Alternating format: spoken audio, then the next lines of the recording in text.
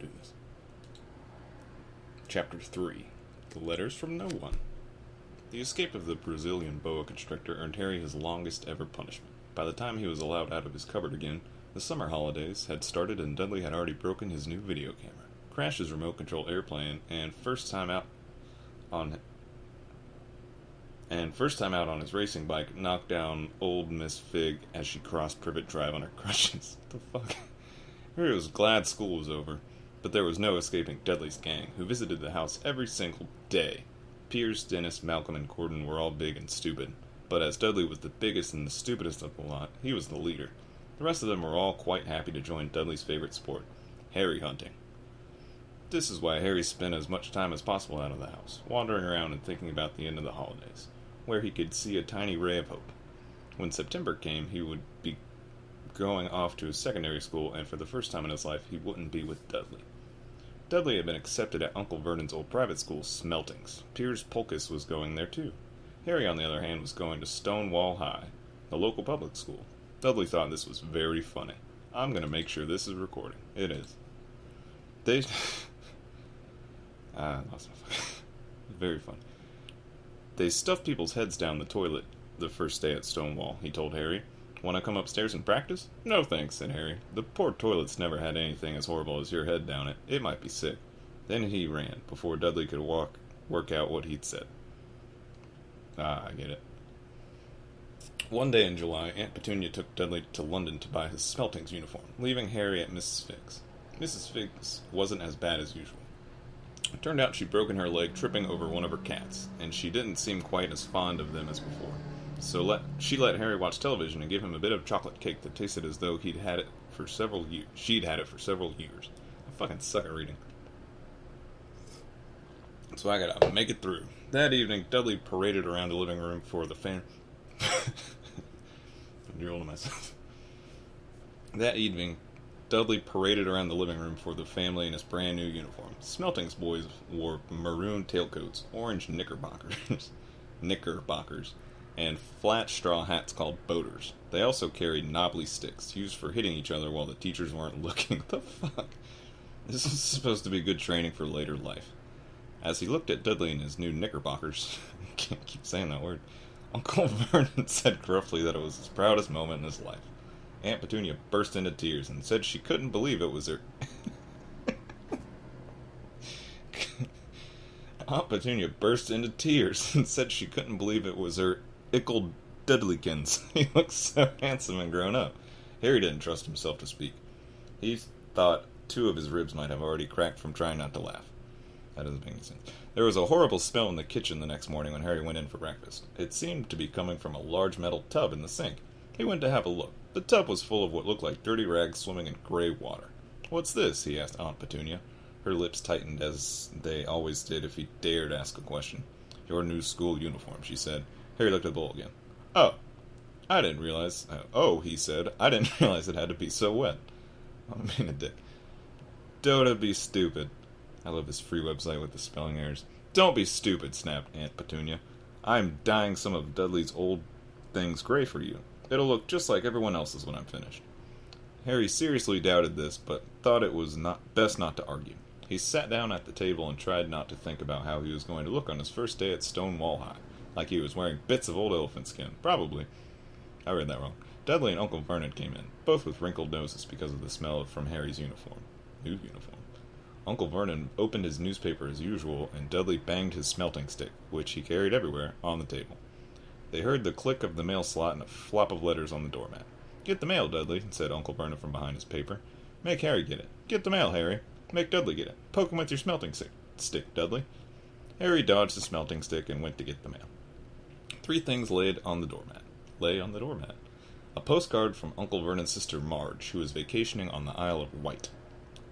It's spelled W-I-G-H-T, so that you're not confused.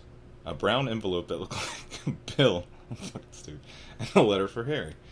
Harry picked it up and stared at it, his heart twanging like a giant elastic band. No one ever in his whole life had written to him, because no one knows he fucking exists. Who would? That's not in the story. He had no friends and no other relatives. He didn't belong to the library, so Never even gotten rude notes asking for books back. Yet here it is. Here it was, a letter addressed so plainly there could be no mistake. Mr. H. Potter, the cupboard under the stairs. 4 Privet Drive. Little Winging, Surrey. I don't know what any of that mean. That's where he lives. Okay. The envelope was thick and heavy, made of yellowish parchment, and the address was written in emerald green ink. There was no stamp. Turning the envelope over, his hand trembling, Harry saw a purple wax seal bearing a coat of arms, a lion, an eagle, a badger, and a snake surrounding a large letter H.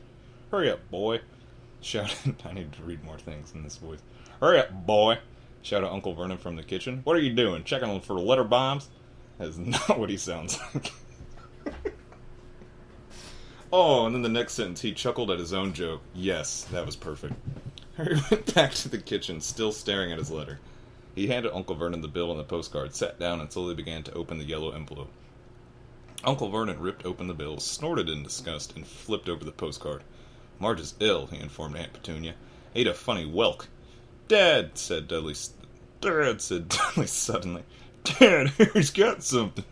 Harry was on the point of unfolding his letter, which was written on the same heavy parchment as the envelope, when it was jerked sharply out of his hand by Uncle Vernon. "That's mine," said Harry, trying to snatch it back. "Who'd be writing to you?" said Uncle Vernon, shaking the letter open with one hand and glancing at it. His face went from red to green faster than a set of traffic lights. Green? And it didn't stop there. Within seconds it was a grayish-white of old porridge. "Petunia!" he gasped. Dudley tried to grab the letter to read it, but Uncle Vernon held it high out of his reach. Aunt Petunia took it curiously and read the first line. For a moment it looked as though she might faint. She clutched her throat and made a choking noise. "Murden! Oh my goodness, Murden!" That's Petunia's new voice. They stared at each other, seeming to have forgotten that Harry and Dudley were still in the room. Dudley wasn't used to being ignored. He gave his father a sharp tap on the head with a smelting stick. What the fuck is wrong with this shit? "I want to read that letter." "I don't want to read that letter," he said loudly. "Want to read it?" "I don't know. This sentence wrong," said Harry furiously. Oh, okay. "I want to read it," said Harry furiously. "As it's mine." Makes sense. "Get out, both of you!" I don't even fucking remember the voice. Croaked Uncle Vernon, stuffing the letter back inside its envelope. Harry didn't move. "I want my letter," he shouted. Yeah, I was supposed to shout that. "Shit, I have." "Let me see it," demanded Dudley. "Let me see it," demanded Dudley. "Out!" roared Vernon. He took both Harry and Dudley by the scruffs of their neck and threw them into the hall, slamming the kitchen door behind them. Harry and Dudley promptly had a furious but silent fight over who would listen at the keyhole. Dudley won, so Harry, his glasses dangling from one ear, lay flat on his stomach, listening at the crack between the door and the floor. "Murdered," Petunia sang in a quivering voice. "Look at the address. How could they possibly know where he sleeps? You don't think they're watching the house?" Watching, spying. They might be following us. I don't know what fucking voice to give these people, muttered Uncle Vernon wildly.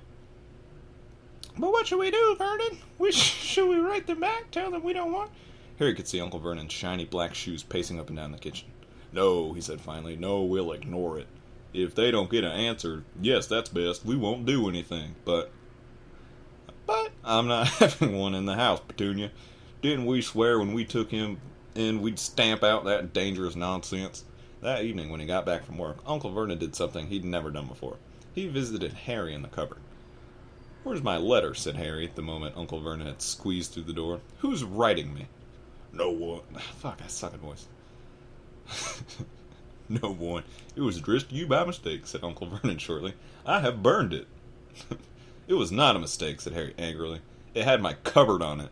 "Silence!" yelled Uncle Vernon, and a couple of spiders fell from the ceiling. He took a few deep breaths and then forced his face into a smile, which looked quite painful. Yes, Harry, about this cupboard. Your aunt and I have been thinking. You're really getting a bit big for it. We think it might be nice if you moved into Dudley's second bedroom." "Why?" asked Harry. "Don't ask questions," snapped his uncle. "Take the stuff upstairs now." The Dursley's house had 4 bedrooms. What the fuck? They made them live in our cupboard because they're dicks. The Dursley's house had 4 bedrooms. One for Uncle Vernon and Aunt Petunia, one for visitors, usually Uncle Vernon's sister Marge, and one where Dudley slept, and one where Dudley kept all the toys and things that wouldn't fit in his first bedroom. It only took Harry one trip upstairs to move everything he owned from the cupboard into this room. He sat down on the bed and stared around him. Nearly everything in here was broken. The monthly video camera was lying on top of a small, working tank Dudley had once driven over the next door neighbor's dog. Slow down. In the corner was Dudley's first ever television set. That was supposed to be country. Which he put his foot through when his favorite program had been canceled. There was a large birdcage, a son of toy, which had once held a parrot that Dudley had swapped at school for a real air rifle, which was up on the shelf with the end all bent because Dudley had sat on it. Other shelves were full of books. There were only things in the room that looked as though they'd never been touched. They were the only things in the room that looked as though they'd never been touched. From downstairs came the sound of Dudley bawling at his mother. "I don't want him in there. I need that room. Make him get out." I should use a voice. Excuse me. Harry sighed and stretched out on the bed. Yesterday, he'd had given anything to be up here. Today, he'd rather be back in his cupboard with that letter than up here without it. Next morning at breakfast, everyone was rather quiet. Dudley was in shock. Dudley was in shock. He'd screamed, whacked his father with his smelting stick, been sick on purpose, kicked his mother, and thrown his tortoise through the greenhouse roof. He still didn't have his room back. Harry was thinking about this time yesterday and bitterly wished he'd opened the letter in the hall. Uncle Vernon and Aunt Petunia kept looking at each other darkly. When the mail arrived, Uncle Vernon, who seemed to be trying to be nice to Harry, made Dudley go get it. They heard him banging things with his smelting sticks all the way down the hall. Then he shouted, "There's another one! Mr. H. Potter, the smallest bedroom 4 Privet Drive." With a strangled cry, Uncle Vernon leapt from his seat and ran down the hall. Harry right behind him. Uncle Vernon had to wrestle Dudley to the ground to get the letter from him, which was made difficult by the fact that Harry had grabbed Uncle Vernon around the neck from behind. After a miniature confused fight, in which everyone got hit a lot by the smelting stick, Uncle Vernon straightened up, gasping for breath, with Harry's letter clutched in his hand. Go to your cupboard. I mean, your bedroom," he wheezed at Harry. "Dudley, just get out of here." Harry walked round and round his new room. Someone knew he had moved out of his cupboard, and they seemed to know he hadn't received his first letter. Surely that'd mean they'd try again, and this time he'd make sure they didn't fail. He had a plan. The repaired alarm clock rang at 6 o'clock the next morning. Harry turned it off quickly and dressed silently. He mustn't wake the Dursleys. He stole downstairs without turning on any of the lights. He was going to wait for the postman on the corner of Privet Drive and get the letters for number 4 first. His heart hammered as he crept across the dark hall towards the front door. Harry leapt into the air. He'd trodden across something big and squashy down the doormat. Something alive! Lights clicked on upstairs, and to his horror, Harry realized that big squashing sound had been Uncle Vernon's face. Glad I don't read these ahead.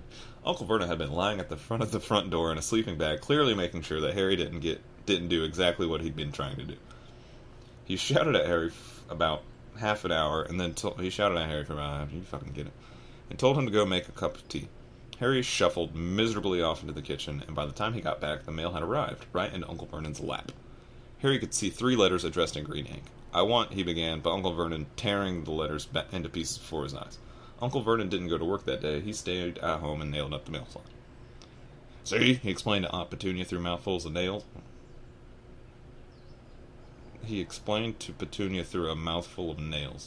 All right.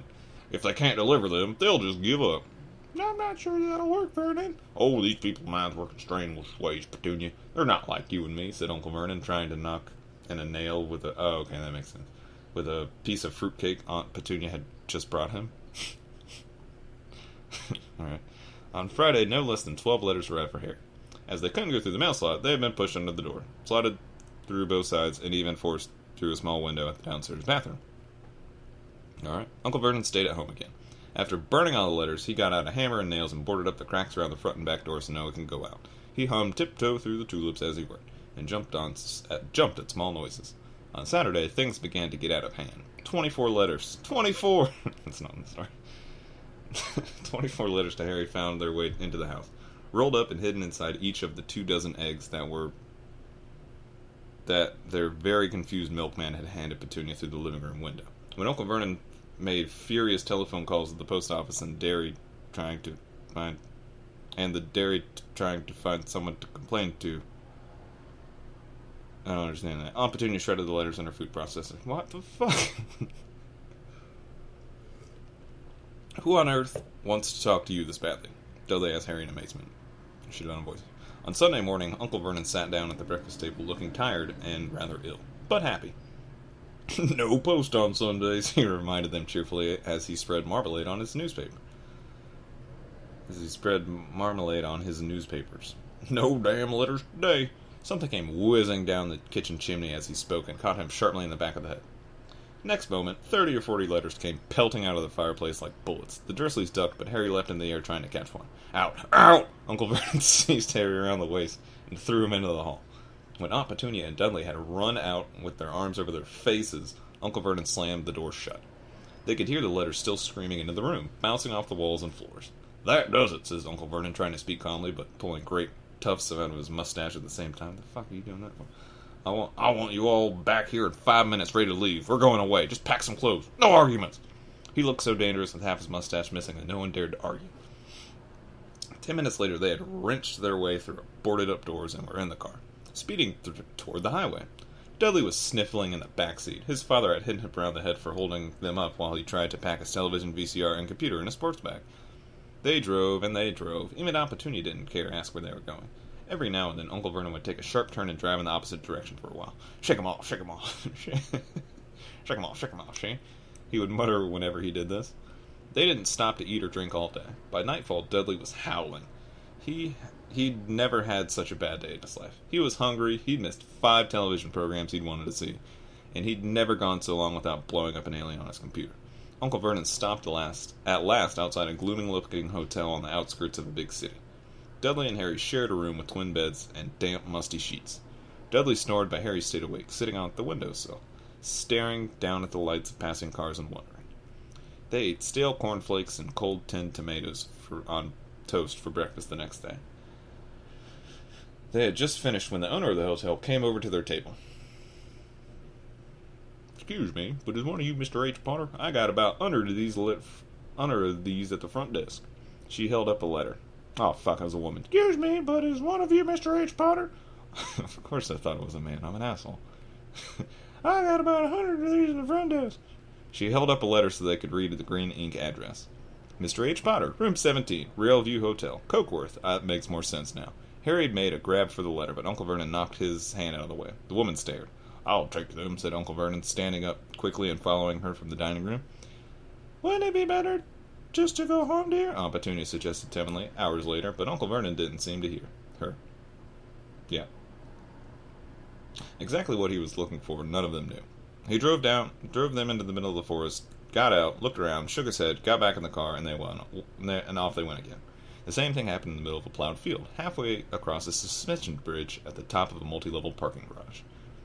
Daddy's gone mad, hasn't he? Dudley asked Aunt Petunia dully late that afternoon.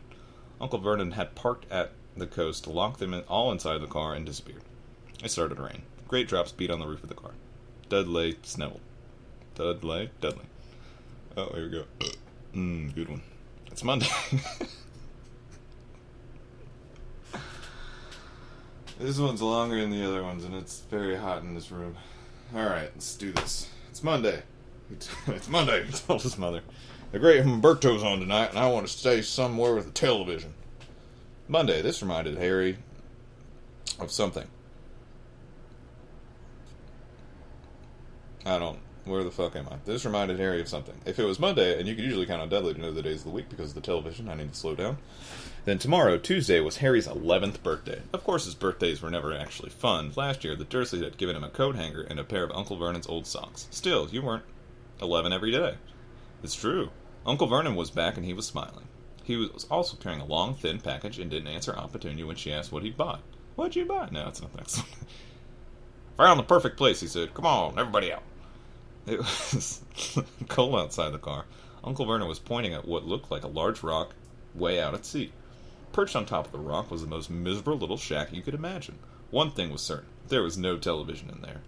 Storm forecast tonight, said Uncle Vernon gleefully, clapping his hands together, as his gentleman's kindly agreed to lend us his boat.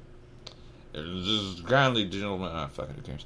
A toothless old man came ambling up to them, pointing with a rather wicked grin at an old rowboat bobbing in the iron-gray water below them. "I've already got us some rations," Uncle Vernon said. "So all aboard." It was freezing in the boat. Icy sea spray and rain crept down their necks and chilly wind whipped their faces. After what seemed like hours, they reached the rock, where Uncle Vernon, slipping and sliding, led the way to the broken-down house.